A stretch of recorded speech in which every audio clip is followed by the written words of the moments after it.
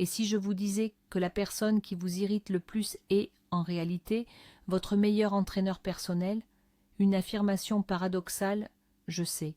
La plupart des gens passent leur vie à fuir, à se plaindre ou à combattre les individus difficiles. Ils y perdent leur énergie, leur calme, leur concentration. Ils commettent une erreur fondamentale. Ils croient que le problème vient de l'extérieur. Dans l'heure qui suit, vous allez comprendre pourquoi cette croyance est le plus grand obstacle à votre puissance personnelle. Vous n'allez pas apprendre à supporter les gens difficiles, vous allez apprendre à les utiliser. Nous allons dévoiler le secret stoïcien qui permet de transformer le chaos social en ordre intérieur. Une stratégie mentale que les empereurs romains utilisaient pour rester sereins face aux trahisons et aux complots, et que seuls quelques hommes d'élite comprennent aujourd'hui. Avant de commencer, dites-moi dans les commentaires quelle est la chose la plus absurde qu'une personne difficile vous ait faite récemment. Utilisons cela comme point de départ. Le monde moderne est un champ de mines émotionnel. Notifications constantes, opinions non sollicitées, collègues incompétents, proches dramatiques. Chaque jour est un test de votre patience. Vous êtes bombardé par des stimuli conçus pour vous faire réagir, pour capter votre attention et voler votre paix intérieure. La plupart des hommes répondent à ce chaos de manière prévisible, par la colère, la frustration, le ressentiment. Ils deviennent des marionnettes dont les fils sont tirés par les actions et les paroles des autres. C'est un état d'esclavage mental. Le stoïcisme offre une sortie de cette prison, mais pas de la manière dont vous l'imaginez. Il ne s'agit pas de devenir froid et sans émotion. Il s'agit de comprendre la géométrie du pouvoir psychologique. Le véritable pouvoir ne réside pas dans le contrôle des autres, mais dans la maîtrise absolue de vos propres jugements. Ce que nous allons explorer ensemble, ce n'est pas une collection de citations anciennes, c'est un manuel d'opération pour l'esprit masculin du XXIe siècle, confronté à des défis que Marc Aurèle n'aurait jamais pu imaginer. La guerre n'est pas sur un champ de bataille, elle est dans votre esprit à chaque interaction. Le premier principe, la dichotomie du contrôle, c'est le fondement de tout l'édifice stoïcien. La plupart des hommes gaspillent 99% de leur énergie sur des choses qu'ils ne peuvent pas contrôler. Le comportement des autres en est l'exemple parfait. Vous ne pouvez pas contrôler ce que votre collègue dit, ce que votre partenaire pense ou comment un étranger vous traite. Tenter de le faire, c'est comme essayer de commander au marais. C'est une garantie de frustration et d'épuisement.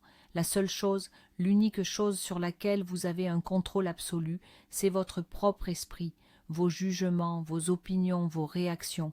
Un homme fort ne se demande pas « Pourquoi cette personne agit-elle ainsi ?» Il se demande « Pourquoi est-ce que je choisis de réagir ainsi à son action ?» C'est un changement de perspective sismique. Vous passez du statut de victime des circonstances à celui d'architecte de votre expérience. La personne difficile n'est plus l'agresseur, elle devient un simple événement externe, neutre, comme la pluie ou le vent. C'est votre jugement sur cet événement qui crée la tempête intérieure ou le calme.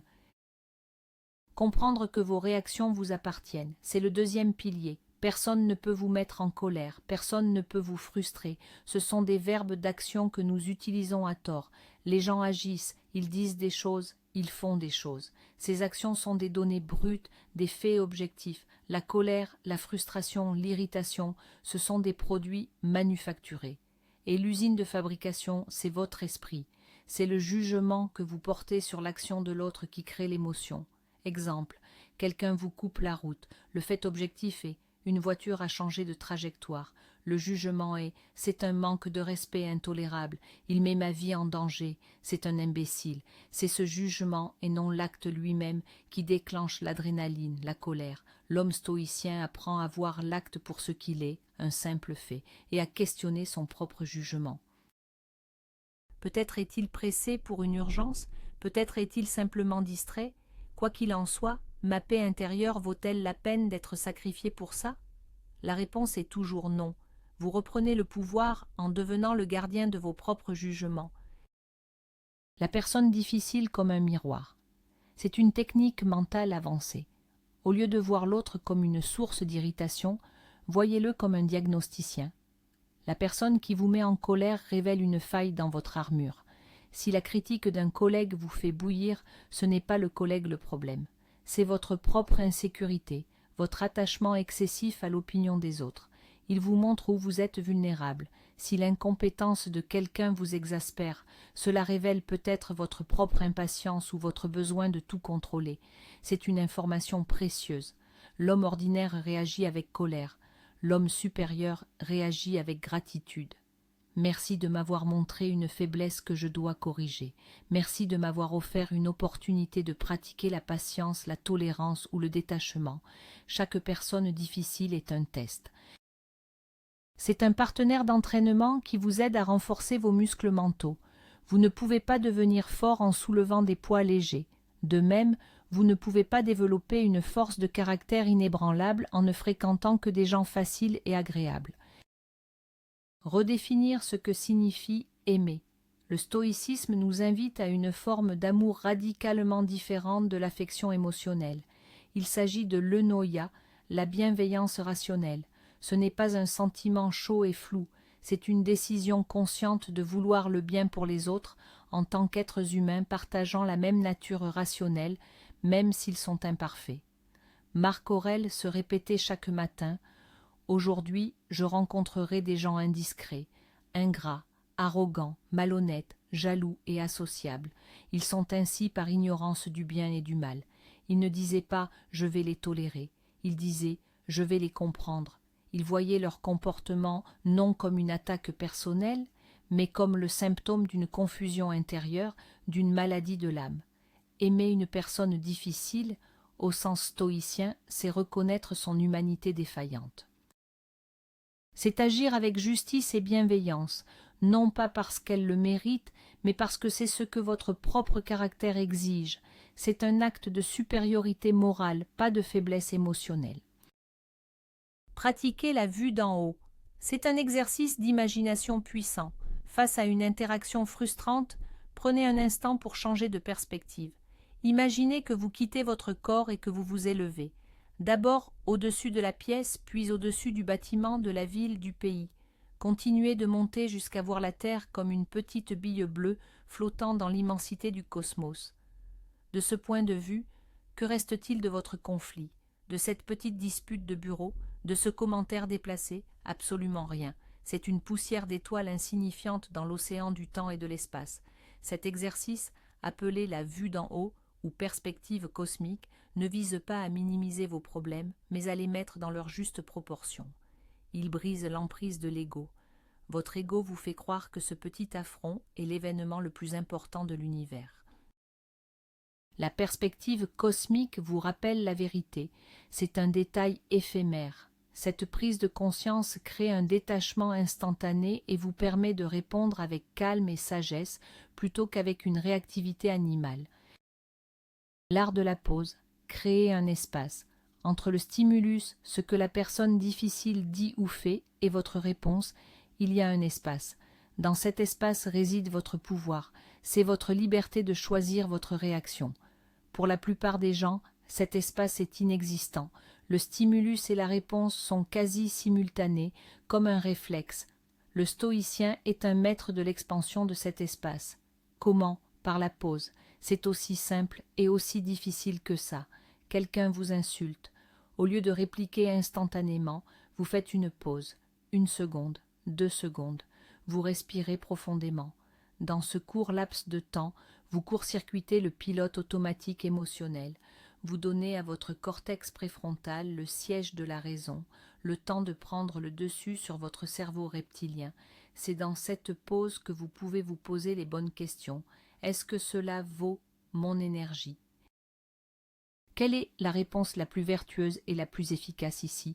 Est-ce que réagir avec colère va améliorer la situation? 9 fois sur 10, la meilleure réponse est le silence ou une réponse calme et mesurée. La pause est votre bouclier. C'est l'arme secrète de l'homme qui contrôle ses émotions. Déconstruire les impressions. Fait contre jugement. Épictète disait « Ce ne sont pas les choses qui troublent les hommes, mais les jugements qu'ils portent sur ces choses. » C'est une observation chirurgicale de la psyché humaine. Une impression est le récit que vous vous racontez sur un événement. Une personne difficile arrive en retard à une réunion. Fait, il est arrivé à 9h15. Impression, il est irrespectueux, il ne valorise pas mon temps, il est paresseux et non professionnel. Vous voyez la différence? Le premier est une observation neutre. Le second est une histoire chargée d'émotions négatives que vous avez créées. L'entraînement stoïcien consiste à disséquer chaque impression, à séparer le signal du bruit. Quand vous vous sentez irrité, demandez-vous quel est le fait brut et quelle est l'histoire que je me raconte à propos de ce fait. Très souvent, vous réaliserez que votre souffrance ne vient pas de l'événement lui-même, mais du drame que votre esprit a construit autour. En vous en tenant aux faits, vous privez l'émotion de son carburant. Vous ne contrôlez pas les faits, mais vous êtes le seul auteur de l'histoire. Agir avec la clause de réserve. Les stoïciens étaient des hommes d'action, pas des ascètes passifs, mais ils agissaient avec une sagesse particulière, encapsulée dans la clause de réserve. Cela signifie que vous entreprenez chaque action avec une intention claire, tout en acceptant que le résultat final n'est pas entièrement sous votre contrôle.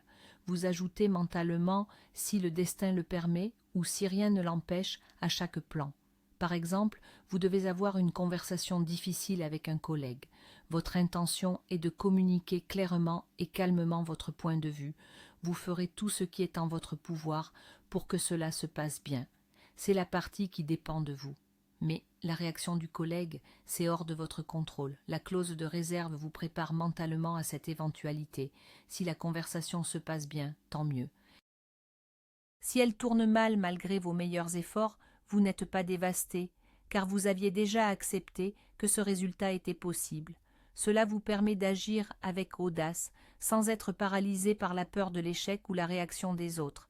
Vous dissociez votre effort, qui est admirable, du résultat, qui est souvent capricieux.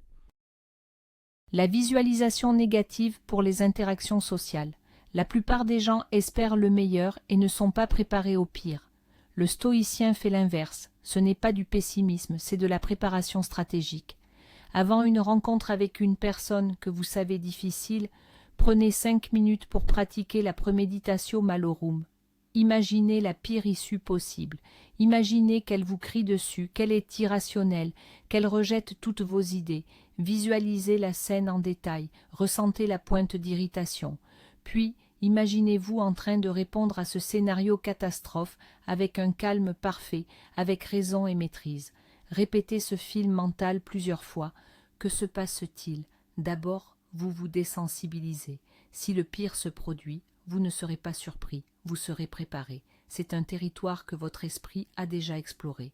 Ensuite, vous avez déjà répété la réponse idéale. Vous avez créé un chemin neuronal pour le calme et la sagesse. Et très souvent, la réalité s'avère bien moins terrible que votre visualisation, ce qui vous procure un sentiment de soulagement et de contrôle. C'est comme un vaccin mental contre la toxicité sociale. Amor fati. Aimer son destin, y compris les gens difficiles. C'est peut-être le concept stoïcien le plus élevé et le plus exigeant. Amor fati ne signifie pas simplement accepter ou tolérer ce qui arrive, c'est l'aimer. C'est vouloir que les choses se passent exactement comme elles se passent, parce qu'elles font partie de la tapisserie de votre vie.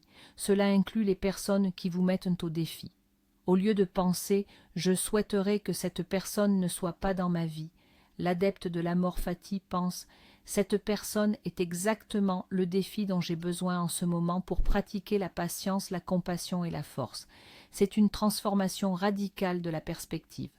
Le monde n'est plus un ensemble d'obstacles à surmonter, mais un programme d'entraînement parfaitement conçu pour votre croissance. Chaque irritation devient une leçon, chaque conflit devient une opportunité. Vous ne subissez plus la vie, vous dansez avec elle. C'est le summum de la liberté intérieure.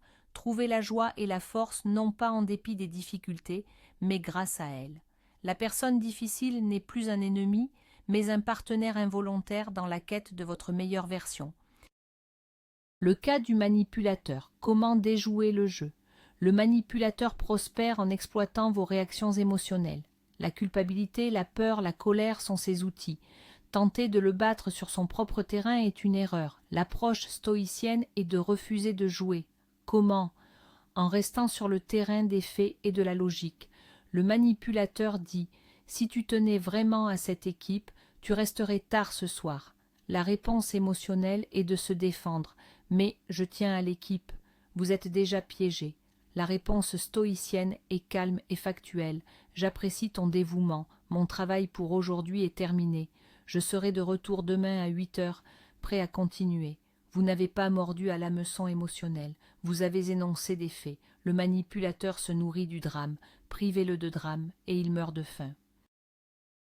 Il s'agit de voir sa tentative de manipulation non pas comme une insulte, mais comme une offre que vous avez le droit de refuser. Votre calme est un miroir qui lui renvoie sa propre irrationalité. C'est une forme de confrontation non violente, mais extrêmement puissante.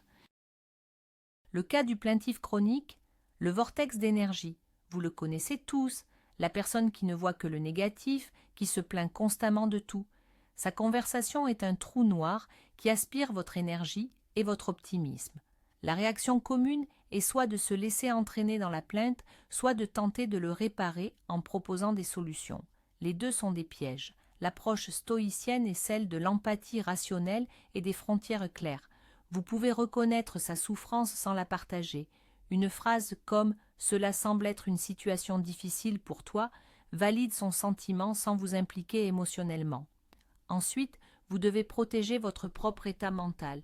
Vous pouvez poliment changer de sujet ou mettre fin à la conversation. « J'espère que ça s'arrangera. Je dois maintenant me concentrer sur ce rapport. Vous n'êtes pas son thérapeute. » Votre première responsabilité est de protéger votre citadelle intérieure. Le plaintif est un test de votre capacité à être compatissant sans être absorbé, à être gentil sans être faible. C'est une danse délicate entre la bienveillance et l'autoprotection. Le cas de l'arrogant, voire la fragilité cachée. L'arrogance et la vantardise sont parmi les comportements les plus irritants. L'instinct est de vouloir rabaisser la personne, de la remettre à sa place. C'est une erreur qui vous abaisse à son niveau.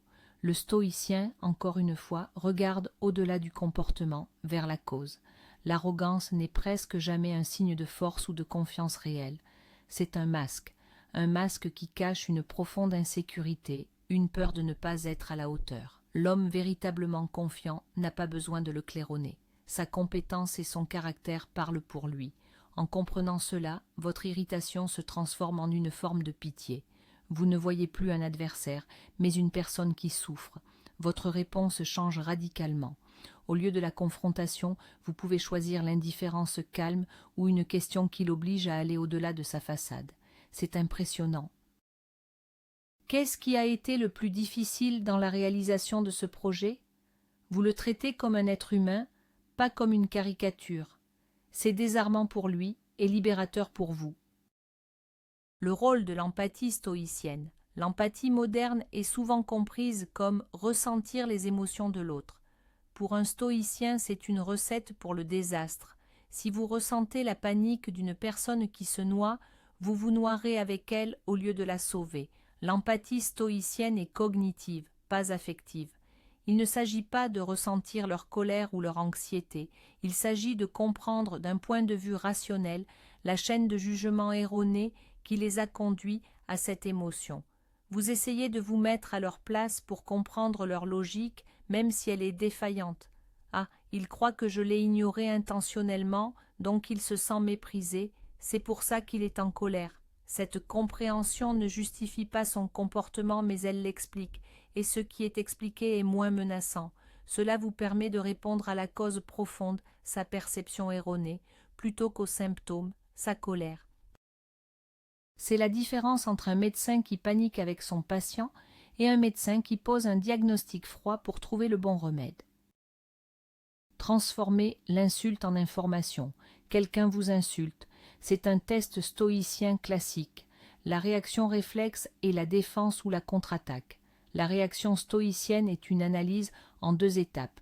Étape 1. Y a-t-il une part de vérité dans ce qu'il dit? Si oui, alors il ne vous a pas insulté, il vous a informé. Vous devriez le remercier. Si seulement il connaissait mes autres défauts, il ne se serait pas contenté de mentionner celui-là, disait un philosophe. C'est une position de force et d'humilité incroyable. Étape 2. Si ce qu'il dit est complètement faux, alors pourquoi s'en soucier? C'est juste du bruit. C'est comme un chien qui aboie. L'aboiement ne vous dit rien sur vous, mais il vous dit tout sur le chien. L'insulte ne vous dit rien sur vous, mais elle révèle la colère, l'ignorance ou la douleur de celui qui la profère. Dans les deux cas, la rage est une réponse illogique. Soit vous avez une leçon à apprendre, soit vous avez une observation à faire sur la nature humaine. L'insulte devient un carburant pour votre sagesse, pas un poison pour votre âme. La pratique du journal philosophique. La théorie est inutile sans la pratique. L'outil stoïcien le plus puissant pour intégrer ces leçons est le journal du soir. Ce n'est pas un journal intime pour y déverser vos émotions, c'est un carnet de bord de performance. Chaque soir, prenez 10 minutes pour revoir votre journée, spécifiquement vos interactions. Posez-vous 3 questions, comme le faisait Sénèque. 1. Quelle mauvaise habitude ai-je corrigée aujourd'hui? Exemple. Je n'ai pas réagi à la provocation de mon collègue. 2. À quelle tentation ai-je résisté? Exemple. J'ai résisté à la tentation de me plaindre avec les autres. 3. En quoi suis-je devenu meilleur? Exemple. J'ai fait preuve de plus de patience avec mes enfants. Cet examen de conscience quotidien transforme chaque journée en une leçon. Vous identifiez vos erreurs non pas pour vous culpabiliser, mais pour élaborer une stratégie pour le lendemain. C'est un processus d'amélioration continue. C'est ainsi que l'on passe de la connaissance intellectuelle à la maîtrise comportementale. Le mythe de vouloir changer les autres. L'une des plus grandes sources de frustration dans les relations humaines est la tentative de changer les autres. Nous voulons que notre partenaire soit plus ordonné, que notre patron soit plus compréhensif, que nos amis soient plus fiables. C'est une bataille perdue d'avance. C'est une violation directe de la dichotomie du contrôle. La seule personne que vous pouvez changer, c'est vous-même. La véritable transformation se produit lorsque vous abandonnez complètement le projet de changer les autres et que vous vous concentrez à 100% sur la gestion de vos propres réactions face à leur comportement.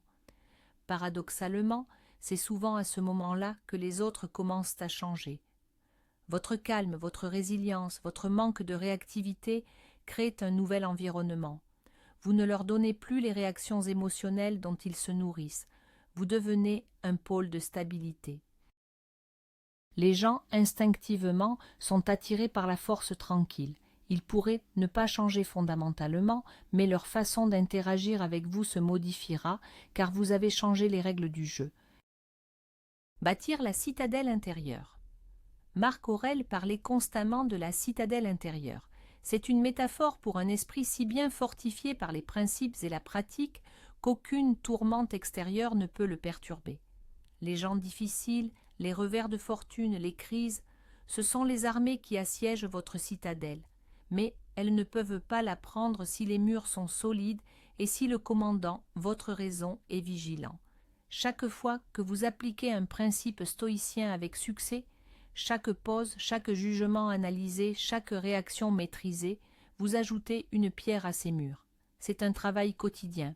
Ce n'est pas un état que l'on atteint une fois pour toutes. C'est une forteresse qu'il faut constamment entretenir et renforcer. Le but n'est pas de ne jamais être attaqué. Le but est de savoir que, peu importe la violence de l'assaut, votre sanctuaire intérieur restera inviolé. C'est la source de la véritable confiance en soi. Elle ne dépend pas des circonstances extérieures, mais de la solidité de votre construction intérieure. L'indifférence sélective. Les stoïciens divisaient le monde en 3 catégories: le bien, la vertu, la sagesse, le mal, le vice, l'ignorance et les choses indifférentes. Cette dernière catégorie est cruciale. Elle inclut tout ce qui n'est pas directement lié à votre caractère moral, la santé, la richesse, la réputation et l'opinion des autres. Ce ne sont pas des choses mauvaises. Il est préférable d'être en bonne santé et respecté, mais elles sont indifférentes car elles n'ont aucune incidence sur votre valeur en tant qu'être humain. Le comportement d'une personne difficile tombe carrément dans cette catégorie. C'est un indifférent. Le traiter comme un mal absolu est une erreur de jugement. Pratiquer l'indifférence sélective, c'est apprendre à accorder votre attention et votre énergie uniquement à ce qui compte vraiment, vos propres choix et votre propre vertu. L'opinion de votre collègue, indifférent. Le fait qu'il vous ait snobé, indifférent. Votre réponse calme et digne, c'est la seule chose qui compte. C'est un super pouvoir qui vous rend invulnérable à la petite politique et aux drames sociaux. Le but ultime, l'apathéia ou la tranquillité d'esprit. Ne confondez pas ce terme avec l'apathie moderne qui signifie l'indifférence et le manque d'engagement. L'apathéia stoïcienne est un état bien plus noble. C'est un état de tranquillité, de sérénité, qui vient de l'éradication des émotions irrationnelles et destructrices, la peur, la colère, l'envie, le désir excessif. Ce n'est pas un état où l'on ne ressent rien. Vous ressentez toujours de la joie, de l'amour, de la satisfaction. Mais ces émotions sont saines et rationnelles. Elles ne vous contrôlent pas. L'apathéia est le résultat final de toutes les pratiques que nous avons vues. C'est le calme du commandant au milieu de la bataille, qui voit le chaos mais n'est pas submergé par lui. C'est la liberté ultime, la liberté de ne pas être l'esclave de vos propres passions ni des provocations des autres. Aimer les gens difficiles à la manière stoïcienne est l'un des chemins les plus directs vers cet état. Chaque interaction devient une occasion de se rapprocher de cette paix inébranlable, de cette force tranquille qui est la marque d'un homme véritablement libre et supérieur. Nous arrivons à la fin de ce voyage. Le secret stoïcien pour aimer les gens difficiles n'est donc pas une formule magique ni une technique de manipulation. C'est une révolution intérieure. C'est la réalisation que le pouvoir n'a jamais été entre leurs mains, il a toujours été entre les vôtres. Le véritable secret, celui que seul 1% des hommes intègrent vraiment, est le suivant: l'obstacle est le chemin. La personne difficile n'est pas un obstacle à votre paix, elle est le chemin vers votre paix. Elle est l'altère qui renforce votre muscle de la patience. Elle est le miroir qui révèle vos propres faiblesses. Vous n'êtes plus une victime des humeurs des autres, vous êtes l'architecte de votre tranquillité. Cette force est déjà en vous. Les outils que nous avons explorés aujourd'hui ne font que la révéler. Merci d'avoir investi ce temps dans le renforcement de votre esprit. Si cette exploration a résonné en vous, montrez-le en aimant cette vidéo, en vous abonnant pour ne pas manquer les suivantes et en la partageant avec un autre homme qui pourrait en bénéficier. Pour finir, une question pour votre réflexion. Quelle est la première technique stoïcienne que vous allez appliquer consciemment dès demain?